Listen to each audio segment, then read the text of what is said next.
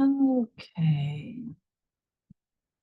Hello, hello. I'm trying to be, it's like, it's hard to maneuver. Um, all right, I think I'm screen sharing here. I want to redo Jim Jones here, the Jim Jones massacre. We're going to do a deep dive on him and the massacre that happened on November 18th, 1978. So we're going to go through these placements. So this is Jim Jones, aka James Warren Jones. He was an American cult leader, preacher, mass murderer. He called the act that they did a revolutionary suicide. He led the People's Temple between 1955 and 1978. Okay. Um, they began promoting an anti-capitalism called apostolic socialism. People's Temple had over 3,000 members at its peak. Um, Early life here. It's always good to take a look at the parents when we're looking into someone's chart. So in 1934, during the Great Depression, the Jones family was evicted from their home for failure to make mortgage payments. Um, their relatives purchased a shack for them to live in. Um, so the new home where Jones grew up lacked plumbing, electricity. They attempted to earn income through farming, but then met failure because of his father's health deteriorated. The family often lacked adequate food and financial support. So already we're seeing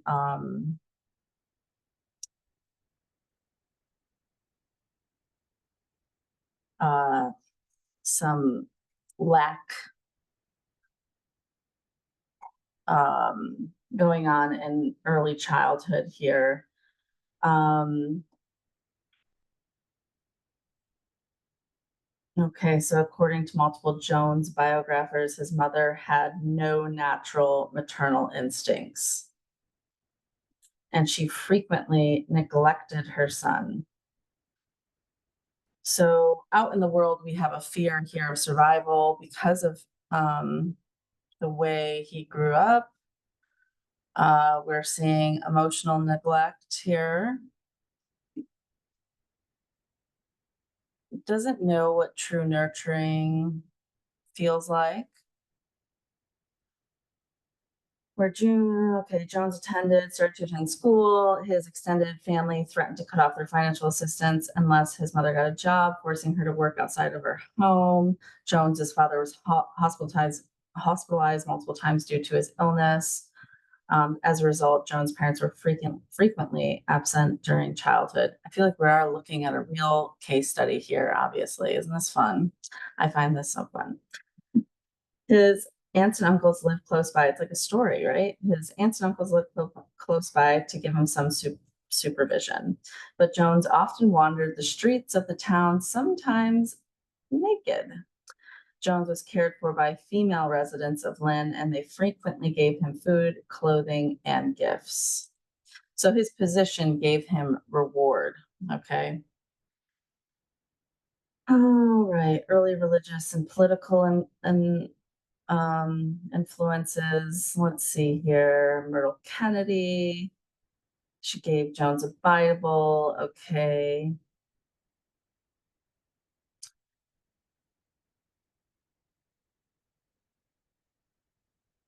His mother claimed that she was disturbed while she caught him imitating a pastor. From like they're coming from an anti-capitalist like agenda, so them seeing that was probably like, whoa. Although they had sympathy for Jones because of his poor circumstances, his neighbors reported that he was an unusual child who was obsessed with religion and death. uh, so we have an obsession here. with religion and death. He grew up in an anti-capitalist family. Therefore, like the capitalistic culture, like healthcare and such, um, they didn't play in there. They didn't go in there because of, and that it causes problems, usually trying to manage an illness that you can't do without conventional medicine.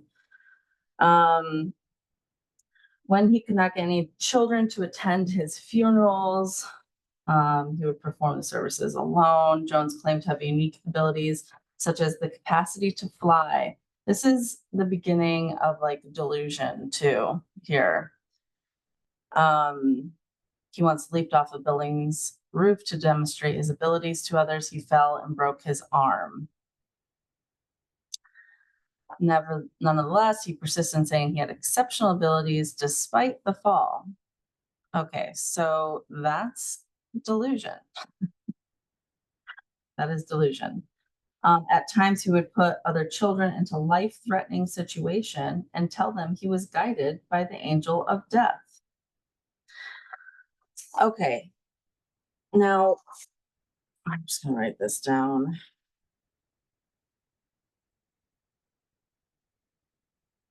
Angel of death visitation. He's got delusion, and he was rewarded. Okay, let's keep moving through this.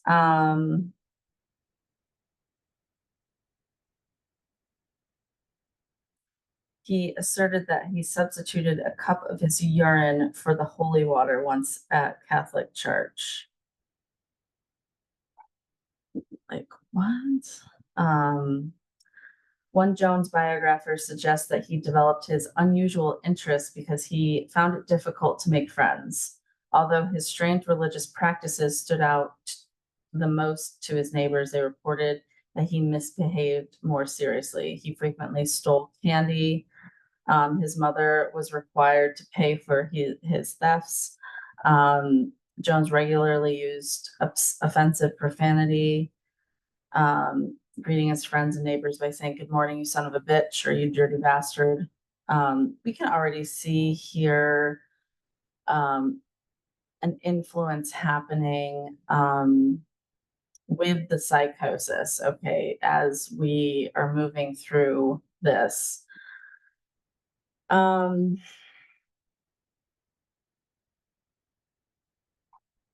Jones's mother usually beat him with a leather belt. Okay, so we have physical abuse too, along with emotional neglect, which turns into emotional abuse, spiritual neglect, which turns into spiritual abuse. Okay. Jones also developed an intense interest in social doctrines. He studied all of these type of dictators, um, are and healers, philosophers, ones who have ideas. Um,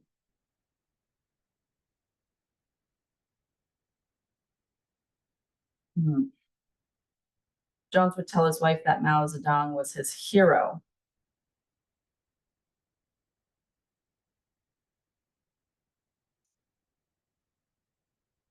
Um, okay, here we go.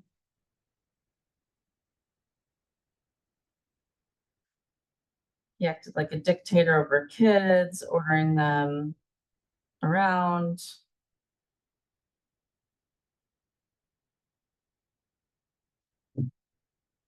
Jones stated, commenting on his childhood.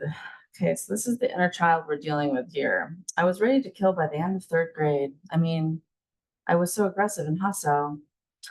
I can't even read this. Like, you guys can read it. Nobody gave me love. In those days, parents were supposed to go with the child to school functions. There was some kind of school performance. Everybody's parent was there but mine. I was standing alone, always alone. Okay. strongly influenced by his desire for family. When you are separated from the whole, um, and have moved on past and evolved, and in his eyes, you do have a desire for family. You have a desire to build your own family and control it. Um, okay. When Jones returned, he upset his neighbors by explaining sexual reproduction in detail to young children. Okay. This is like where a leaky aura here. They're not supposed to be hearing those things. This is a leaky sexual sacral energy here. Um, Jones's mother was urged to control his behavior here. Many parents decided to keep their kids away from Jones as a result of the issue. He had established himself as an outcast among his friends at the time he started high school. So that's a common theme here too, is the outcast. This is also an archetype. Okay, education and marriage. Let's see what it is he really wanted.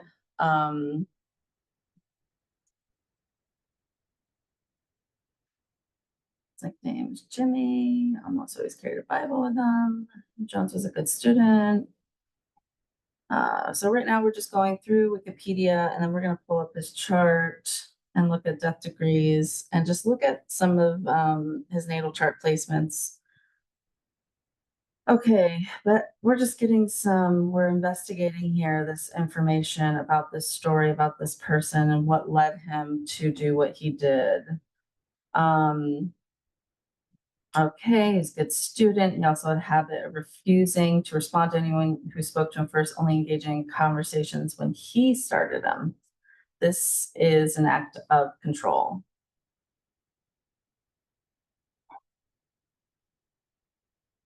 In contrast to his peers, and this is a form of like abuse, even I would go as far.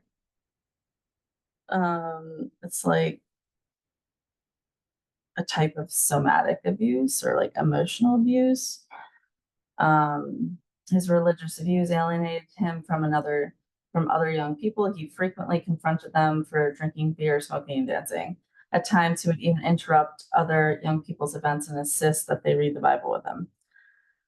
Jones did not enjoy participating in sports because he didn't like to lose. There's the narcissism here, the spiritual narcissism. The events that at a baseball game brought him to, racism.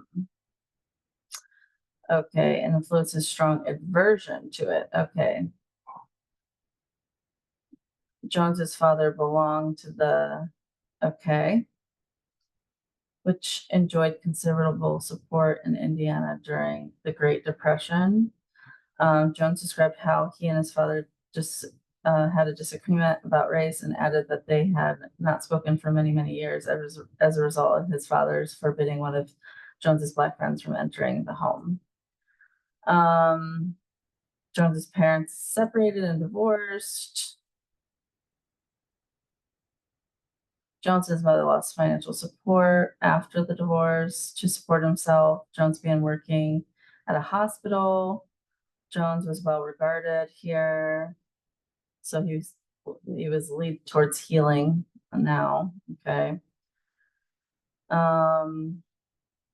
Yep, he wanted to become a doctor, and then he changed his mind.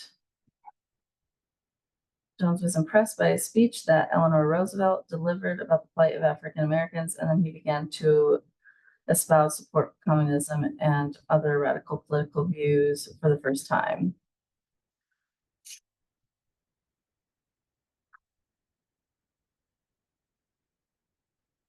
Okay, so despite attending churches every week, Jones privately pressed his wife to accept atheism.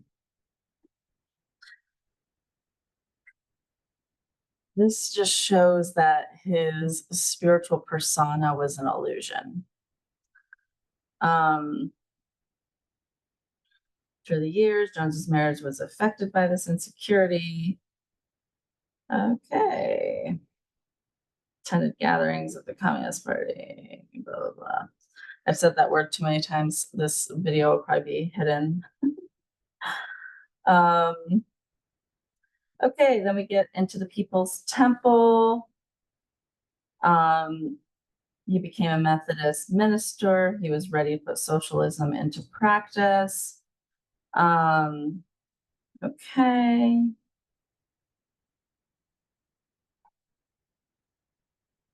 I'm just reading. Also accepting divine healing practices here. The latter rain movement. Peace Mission Movement. Disciples of Christ. Racial integration.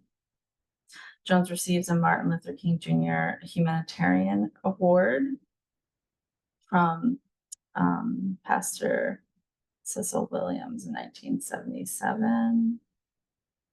He was an American pastor, civil and LGBT rights activist, community leader.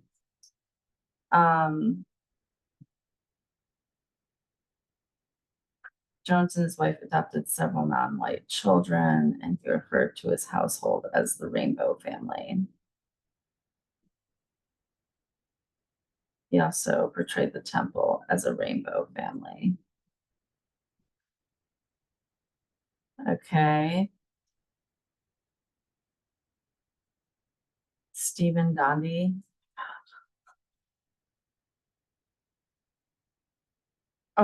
So you're going to begin to see the mixture here of the psychosis and who he is. This is already interesting as we're moving through his life here.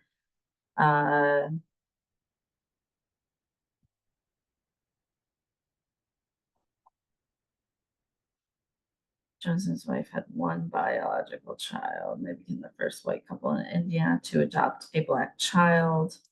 They adopted a white son. Okay.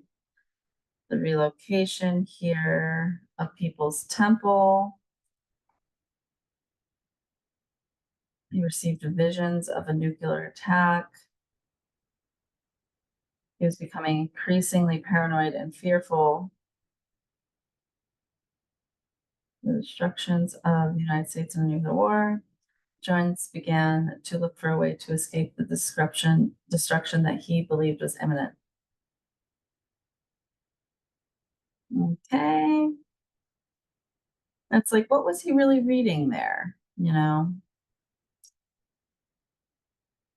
Oh, what went wrong here? You know? Jones referred to traditional Christianity as a sky god who was no god at all.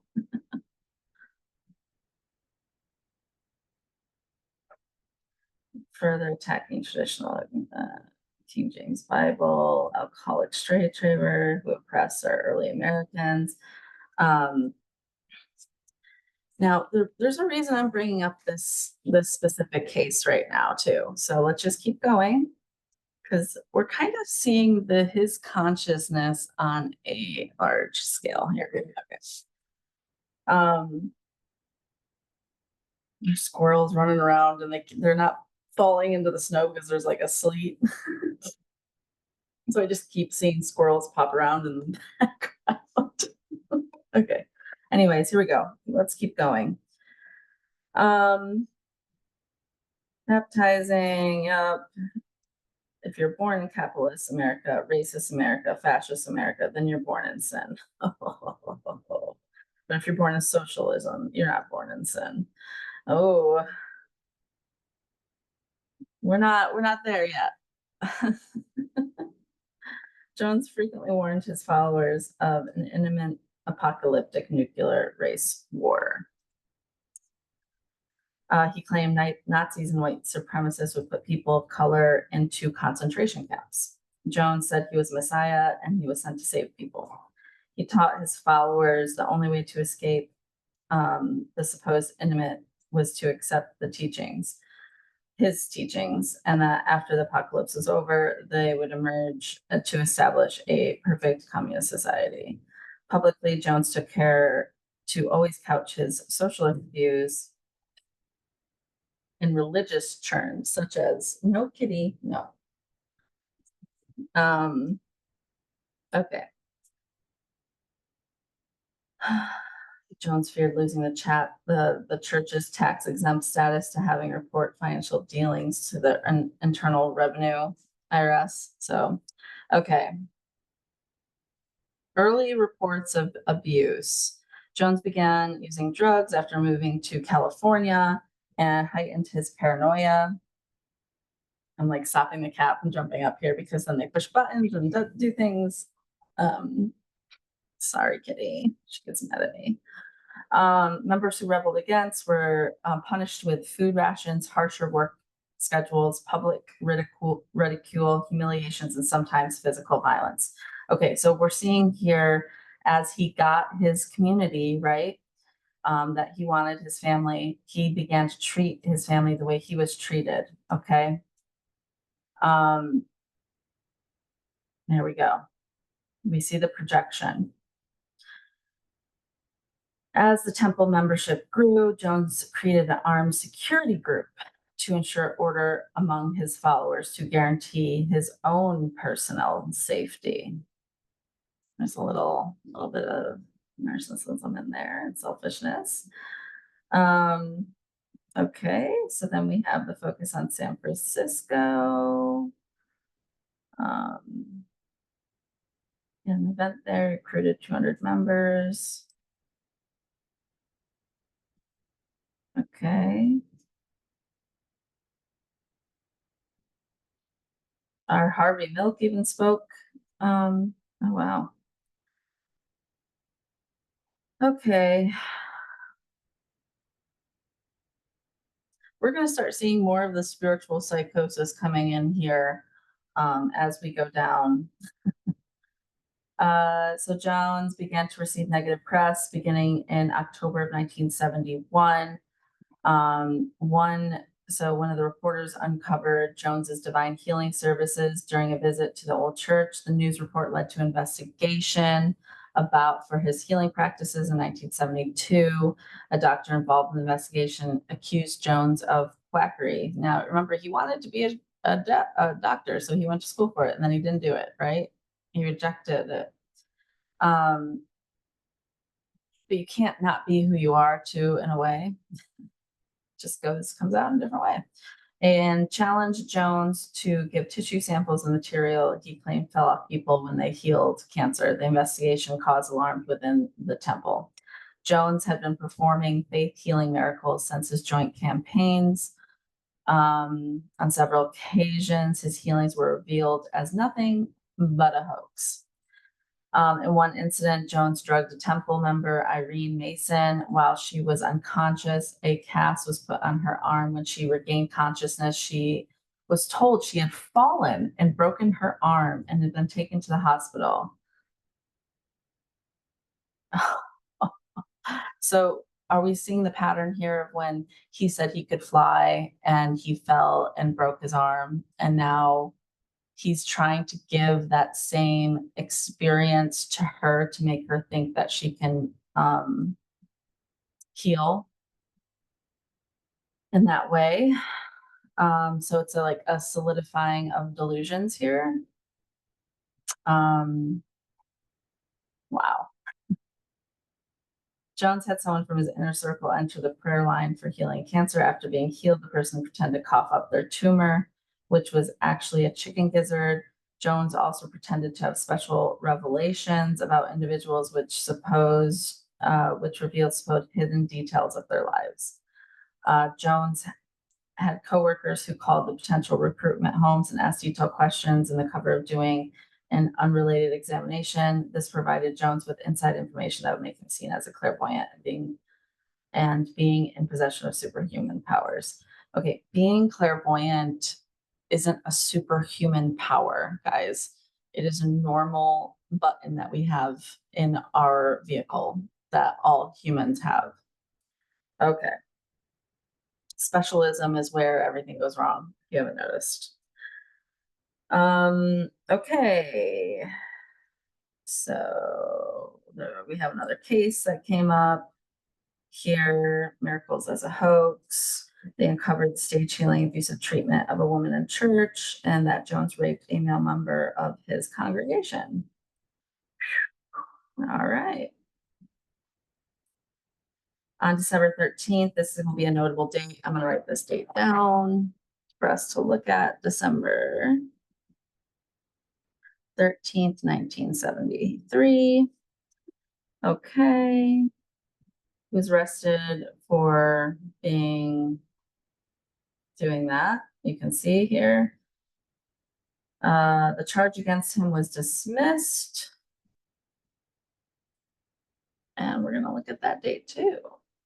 How did it get dismissed? In a week. Okay, the escape to, I don't know how to say this, Guana, I'm not sure. So they devised a plan to escape the United States in the event of a government raid. They began to develop a long-term plan to relocate People's Temple. The group decided this would be a favorable location, citing its recent revolution, socialist government, and favorable reaction Jones received when he traveled there in 1963. Okay. He'd rather settle his commune here in a communist country, and was saddened on his inability to do so. Described Lenin and Stalin as his heroes. And these people use the idea of communism and socialism, but it was actually fascism. It was a fucking trick, guys.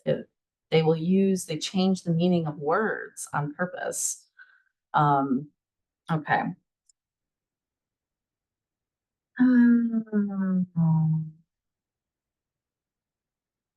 Okay, so this is when Jonestown was, so summer of they did all of it, and then in the winter, bless me. Oh man. Ooh.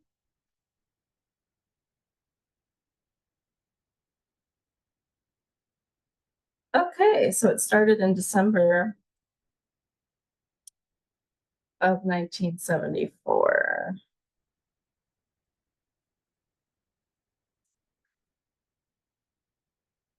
Okay, more stories of abuse, physical, emotional, and sexual abuse. Okay. Jones promoted the commune as a socialist paradise and a sanctuary from media scrutiny. So we have another here where the media becomes the bully, and his world is a sanctuary and socialist paradise. Jonestown had about 50 settlers. Like, the choice of words is interesting.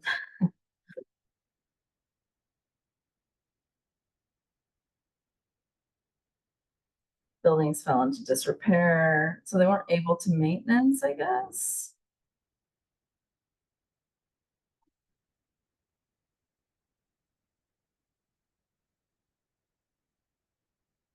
Oh my God, the People's Temple had over $10 million in assets at the time.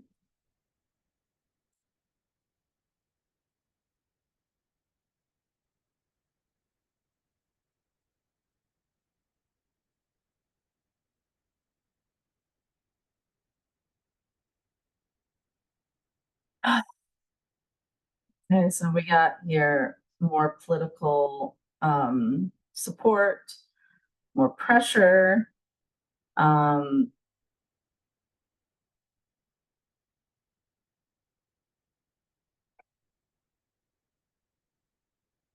People's Temple members escaped John 6 months before Massacre, provided a group with further dealings of the crime. White Knights. Everybody's getting overworked here.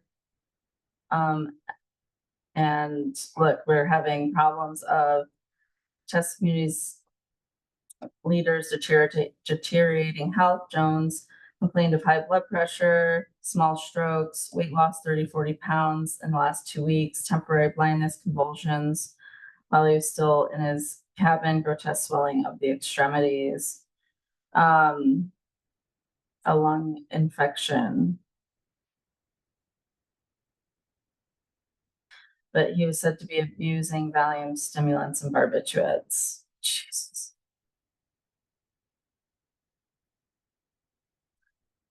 Murder of Congressman Ryan here. Congressman Leo Ryan was shot and killed on Jones's orders as he and others attempted to leave Jonestown in 1978.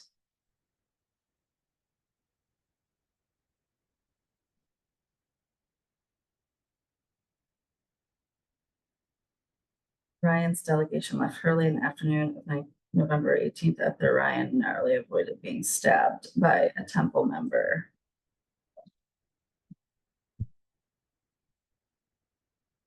All right. So this was a big part of this. Okay, as members of Ryan's delegation boarded 2 planes and began shooting at them. Gunmen killed Ryan and 4 others. Oh my God. What? Congressman Ryan led a fact-finding mission to Jonestown to investigate allegations of human rights abuses. This, kind of feels like when one of our politicians went to El Salvador. 2 days later, they tried to transport. Jones hosted a reception for the delegation evening, requesting assistance for him and other temple members and moving settlement. Tensions began to rise as news spread through the community that some members were attempting to leave. He got avoided by being stabbed. Ryan's delegation managed to take along 15 temple members who expressed a desire to leave. So they grabbed some people to leave.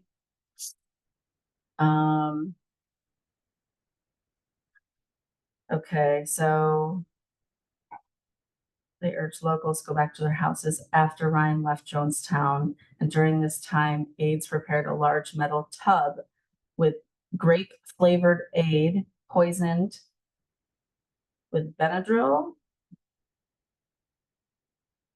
another antihistamine, antipsychotic, antiparasitic, sedative, Valium, and cyanide. Okay.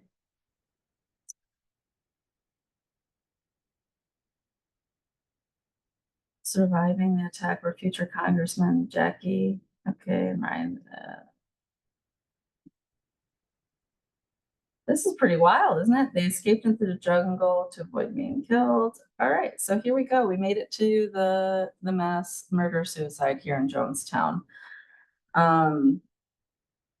So this Jones received word that later in the day, security guards failed to kill all of Ryan's party. Jones concluded that the escapees would soon inform the United States of the attack and they would send the military to seize Jonestown. Jones called for the entire community to the central pavilion. He informed the community that Ryan was dead and that it only mattered of time before military commandos descended on their commune to kill them all. Okay, so this is like a confirmation of their apocalypse, of their delusion. They're coming. Jones told temple members that Soviet Union would not give them passage after airship shooting. Jones said, "We can check with Russia to see if they'll take us in immediately. Otherwise, we die. You think Russia's going to want us with all this stigma?" With that reasoning, Jones and several members argued the group should commit revolutionary suicide. Jones recorded the entire death ritual on audio tape. Wow. This is the death tape.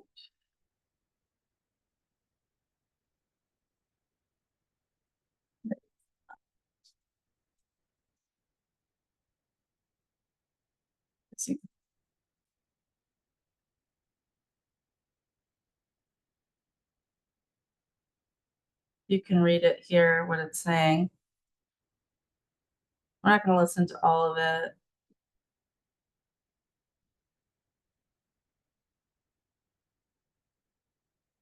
I just want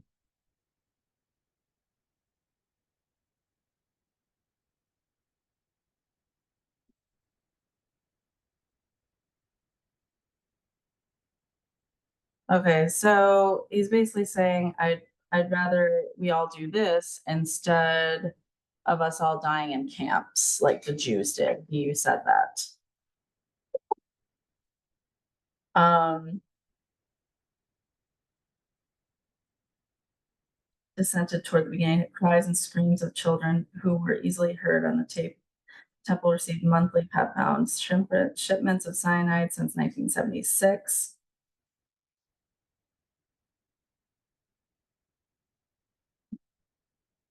A temple doctor wrote a memo to Jones asking permission to test cyanide on Jonestown pigs.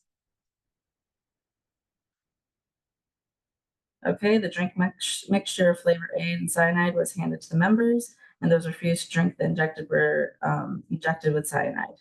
So who refused to drink were forcibly injected. The crowd was surrounded by armed guards, offering members the basic dilemma of death by poison or death by guard's hand. And you can kind of see how we're seeing this now as a big, massive macro thing. They're like, die or comply. They're saying, be poisoned by the environment that they're not taking care of, or die. Like, okay, so when we look at this here is Jim Jones.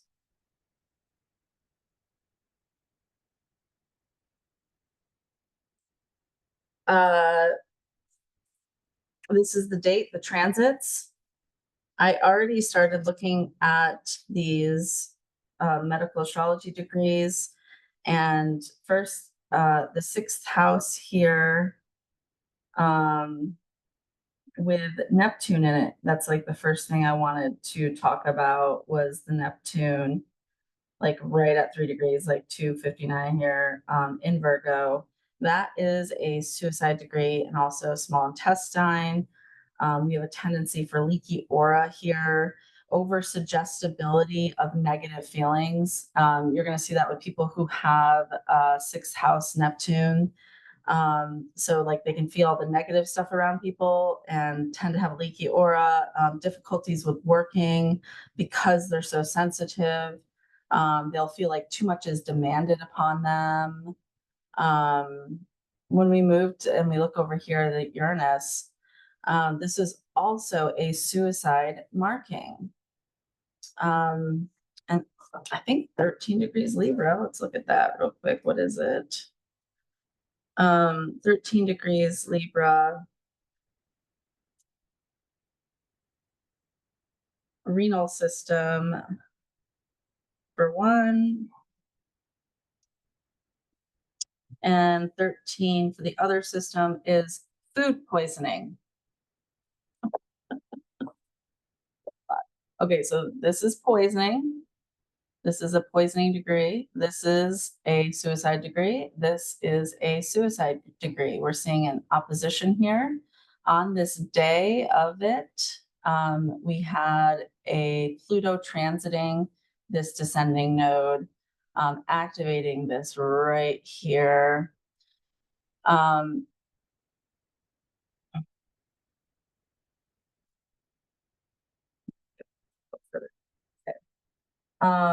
Let's take a look at these possible death degrees here.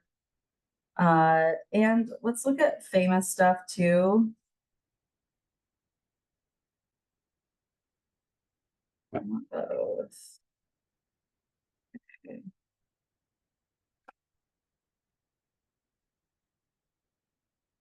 But yeah, we can't get it because there's no angles. Shoot, I forgot about that. Anyways, that would give us way more information. But either way, even these nodes here at poisoning, true node being in Aries,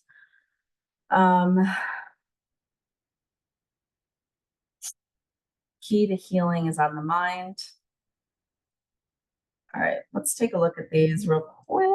I don't know if I can do it like this, if you guys can see it like this. If I was to, maybe it does, maybe it doesn't.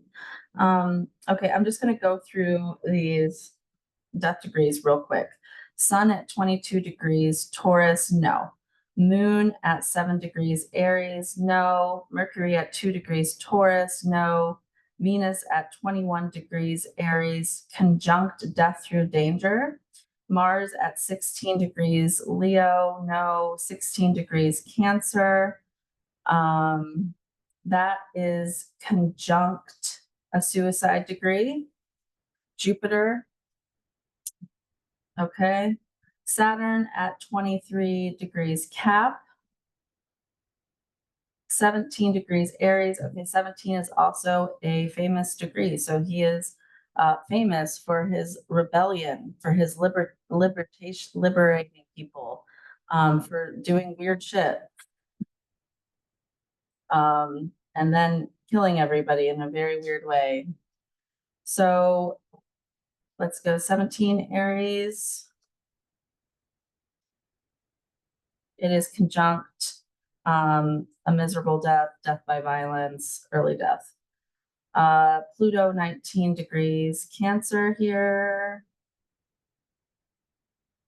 No, true node 13 degrees Cancer. True node is conjunct suicide and death in a terrible way. 13 degrees Libra is conjunct. So this is descending node, it's conjunct suicide. And then Chiron at 18 degrees Taurus. There's a death in duels and brawls, okay? So we have 4 suicide markings here. His reach outward is a poisoning / suicide here. When we look at more of these planets, see how the key to healing is right. We talked about the key to healing. He has to heal the way he shines and his doings as a leader. Look at what you need to heal. Jupiter and Pluto being on top of each other here at 19 degrees Cancer. You know, Cancer, 15 degrees Cancer is that suicide marking in Cancer. And you have Jupiter right on top of it, right next to this Pluto, and Pluto transiting this poisoning degree in Libra in opposition of also using suicide as a form of war, like as a form of resistance. Okay. We have how he's going to fight over here. Mars transiting the truth, the philosophy, follow my philosophy, my subconscious, my mind. This is where we need to go, right? He's telling everybody. This is the parts that were hidden. Rebellion of accountability and manipulation, how he's shining. This is what he thinks is love, is suicide and poisoning. We've got Saturn over here transiting the 6th house. This is what added to his paranoia, I would even say. Moon here on the hearth makes sense. Chiron key on the mind. Heal this. Now, with this Neptune, like this is what has caused a lot of his problems. Come down here to Neptune and look at, okay, this is where the bent bike tile is, past life indicator, semi-square here. You know, Neptune has a lot going on. And with Neptune being in that 6th house, which I also have that. So it does freak you out a little bit. It causes the dream, your world, to be an ultimate dream. Your daily routine becomes a dream. And they're super sensitive. Drugs of any kind in this position of Neptune just messes with things. It causes like psychic infections. I know that sounds woo-woo, But you can kind of see the psychosis coming through while we're reading about Jim Jones. Um, okay. So on this day, survivor Tim Carter, 85 members of the community survived the event. Some slipped into the jungle just as the death ritual began. One man hid in a ditch, one elderly woman hid in her dormitory and slept through the event, waking to find everyone dead. Three high-ranking temple members were given assignment to transfer people's temple funds to the Soviet embassy. What? Soviet embassy, and thereby escaped death. Wouldn't commit suicide 4 months later during a press conference. He sought to reaffirm the People's Temple's leadership position, justifying mass murder suicide and blaming it on the U.S. government.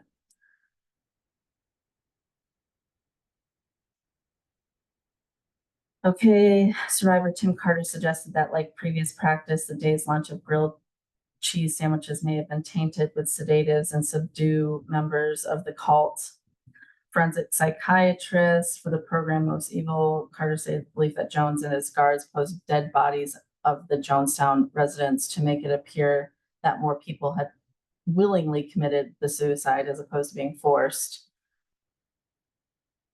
In his hierarchy of evil, Stone ranked Jones as category 22, a psychopathic torture murderer. Mass murder suicide resulted in 909 inhabitants of Jonestown, 276 of them children, mostly in and around the Central Pavilion. This resulted in the greatest single loss of American civilian life and a deliberate act until we had 9/11 happen. The FBI recovered the 45-minute audio recording of the mass poisoning in progress and recorded became known as the death tape. And you can watch it on here if you want or listen to it. It's right here. Um,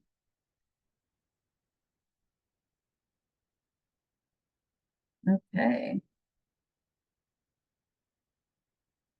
Now,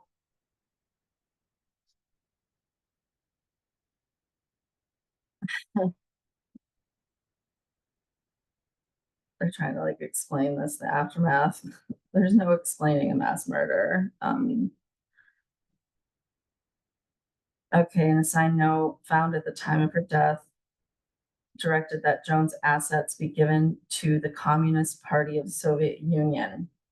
The People's Temple secretary had already made arrangements. So the money from this went to Russia. The couriers were arrested, claimed to have hidden most of the money. So, all right. So when we look at this chart on this day of when this happened, um, it's like he thought it was the only way out for him. It was very selfish. Um, the people were the evidence for him, were his resources. Um, okay, well, that's it for now. I did want to look at some other dates here, but I don't even think we need to. You know, December was a big turning point for this chart. So when we look at in December, I guess we can look at real quick before I have to go. When we go to December of 1974, and this is when he got caught for doing something bad. Saturn here. Yep. Saturn on Jupiter retrograde. And then they let him go on the 20th. So let's see what that looks like. Getting away scot-free. Saturn retrograde on Jupiter in aspect to Saturn retrograde in Cap. Okay, this is when he got arrested and then was released. So Saturn retrogrades hugging Jupiter is a releasement.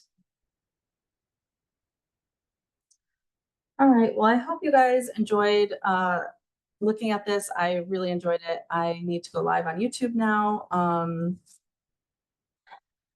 Maybe we could do a part two and go even further, but I enjoyed looking at this and I hope you did too. I will see you soon.